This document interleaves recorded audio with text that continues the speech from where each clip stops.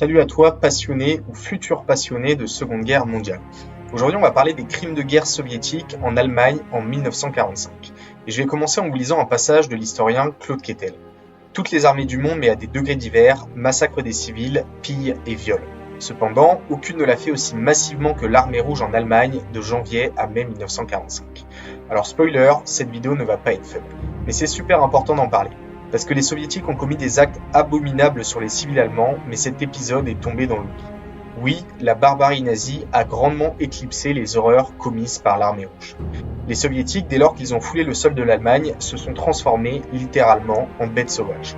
Pour eux, tous les Allemands, y compris les enfants et les vieillards, étaient des monstres fascistes qu'il fallait non seulement exterminer, mais aussi punir et faire souffrir. Et oui, il faut plaindre et entretenir la mémoire de ces civils allemands qui ont enduré ce supplice. C'est ça l'histoire, c'est de la nuance. Et il n'y a pas de débat sur la véracité de ces actes, tout simplement parce que ces horreurs sont relatées dans de nombreuses notes d'officiers soviétiques qui s'inquiètent d'une situation devenue incontrôlable et qui en alertent l'état-major. Alors, programme de cette vidéo, une rapide recontextualisation, puis une liste des raisons pour essayer de comprendre la cruauté dont les soldats soviétiques ont fait preuve, et enfin des témoignages qui donnent un aperçu glaçant de l'enfer que c'était. Maintenant, prends une grande inspiration et plonge avec moi dans cette nouvelle histoire de la Seconde Guerre mondiale. Le 23 août 1943, la bataille de Koursk, qui était la dernière chance pour l'Allemagne de reprendre l'avantage sur le front de l'Est face à l'URSS, est perdue. L'armée allemande menace de se faire encercler et doit décrocher et battre en retraite. Elle n'avancera plus sur le front de l'Est et passera désormais à la défensive. L'hiver passe et à l'été 1944, le 22 juin, 3 ans jour pour jour après le lancement de l'offensive allemande, l'URSS lance l'opération Bagration, une gigantesque attaque sur un front de plus de 1000 km. En France, la bataille de Normandie fait rage et l'Allemagne doit combattre à 100% sur 2 fronts désormais. L'armée rouge passe en mode rouleau compresseur. Elle avance de 600 km et détruit presque entièrement un groupe d'armées allemand, le groupe d'armées centre du maréchal von Bock, qui était le plus puissant des 3 groupes d'armées initiaux. Fin août, les soviétiques s'emparent des champs de Ploiesti en Roumanie, coupant l'Allemagne de ses approvisionnements en pétrole. Ce n'est plus qu'une question de mois avant que l'armée rouge perce la frontière allemande. Et cette frontière, c'est la porte de l'enfer. Imaginez-vous, ce sont des millions de femmes qui vont être violées, torturées, tuées, clouées aux portes des granges. Personne ne sera épargné, enfants, vieillards, il n'y aura aucune pitié. Alors comment tenter d'expliquer une telle barbarie ? Bien sûr, les éléments que je vais vous donner ne prétendent en aucun cas justifier ces crimes abominables. Il s'agit d'essayer de comprendre comment les soldats soviétiques sont passés de soldats rustres et épuisés par la guerre à tout simplement des monstres. Premièrement, il y a clairement une question de vengeance. Les Allemands ont été sans pitié avec les Soviétiques à l'été 1941, d'une part envers les militaires quand ils ont encerclé des armées entières et qu'ils ont laissé mourir de froid ou de faim les prisonniers, et d'autre part envers les civils massacrés par les Einsatzgruppen derrière les lignes allemandes. On peut comprendre que l'heure de la vengeance a donc sonné. Et quand les soldats soviétiques pénètrent dans les premiers villages, ils sont effarés par le confort de vie des Allemands. Ils croient d'abord être tombés sur des villages particulièrement aristocratiques, mais ils comprennent vite que c'est la normalité et que les Allemands vivent beaucoup mieux qu'eux. Un soldat témoigne. Au départ, nous avons pensé que c'était des maisons de capitalistes. Ça nous semblait immensément riche en comparaison de notre pays. Mais alors on a compris qu'il s'agissait des maisons de Monsieur Tout-le-Monde. Ça n'a rien changé, rien calmé. Deuxièmement, au moment où l'armée rouge s'apprête à passer la frontière, des propagandistes sont envoyés dans les rangs afin d'exciter les soldats et de les engendrer à n'avoir aucune pitié vis-à-vis des civils allemands. Le plus emblématique est sans doute Ilya Ehrenburg qui multiplie les appels au meurtre dans le journal quotidien de l'armée rouge. Il faut faire attention car là aussi il y a de la nuance. Ehrenburg, qui était juif, est aussi considéré comme un grand homme qui a tout donné pour combattre le nazisme et qui a contribué à recueillir des témoignages de juifs dans les camps libérés, témoignages qui seront consignés dans le livre noir et qui serviront au tribunal de Nuremberg. Ce rôle ô combien louable ne le déresponsabilise pas néanmoins du sang qu'il a sur les mains.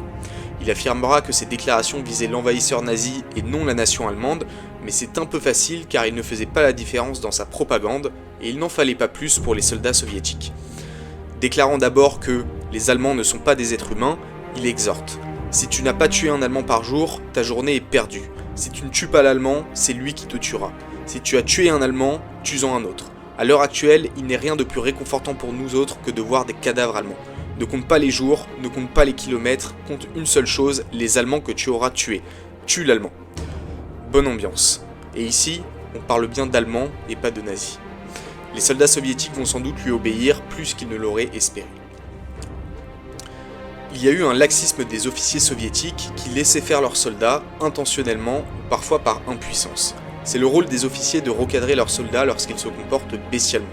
Mais ça n'a pas été le cas ici. Un soldat de l'armée rouge, un certain Govaryov, témoigne. J'ai vu près de Stettin un soldat de 40 ans, sans doute marié et père de famille, menacer son capitaine de l'abattre s'il ne le laissait pas s'amuser. L'officier a reculé et il a choisi d'éclater de rire. Je dis choisi parce que son rire sonnait si faux. Bien sûr, soldat, prends du bon temps. Le seul rempart à la barbarie qui restait est donc tombé. Les soviétiques se ruent dans les villages pour y répandre l'horreur. Il est impossible de connaître les chiffres exacts, mais sans doute plus d'1 million de femmes allemandes ont été violées par l'armée rouge. Franchement, j'ai pas l'impression qu'il y ait eu pareille sauvagerie à une telle échelle dans l'histoire. Le même soldat Govaryov témoigne. En entrant dans le premier village allemand, j'ai compris que nous entrions en enfer.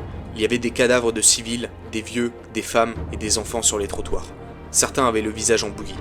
Nos hommes ont tout oublié de ce qui faisait d'eux des hommes. À présent, le soldat Nikolai Nikolin. Quand nos troupes ont traversé la frontière, la guerre a montré un nouveau visage. Il me semblait que tout avait été testé. La mort, la famine, le froid, le travail insupportable. Mais non, on n'avait pas tout essayé. Il existait quelque chose d'encore plus abominable que tout ça. À la veille de traverser la frontière, les propagandistes sont arrivés. Bats, brûle, viol, et ça a démarré. On tirait sur les vieillards. Ça a été le moment le plus horrible de la guerre. La barbarie atteint un tel point que certains officiers s'en inquiètent et font remonter la situation jusqu'au Kremlin, jusqu'à Staline. Celui-ci tente de calmer les choses en écartant notamment les propagandistes et en encourageant l'armée à distinguer les civils des nazis. Le journal officiel du Parti communiste désavoue le propagandiste Ilya Ehrenburg avec ces mots.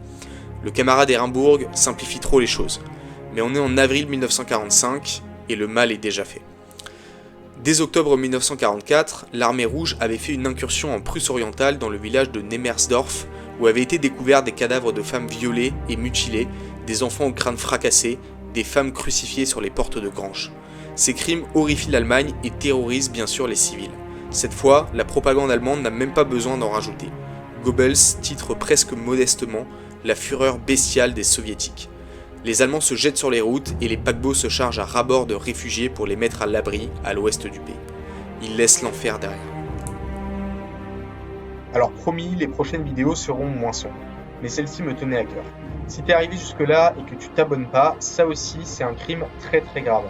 Non sérieux, n'hésite pas à liker et à commenter ce que t'en penses, à rajouter des informations pour compléter le sujet ou à me donner des idées pour de futures vidéos. C'est ça qui me donne la motivation pour continuer, je suis comme tout le monde. En attendant, force et honneur, tchuss.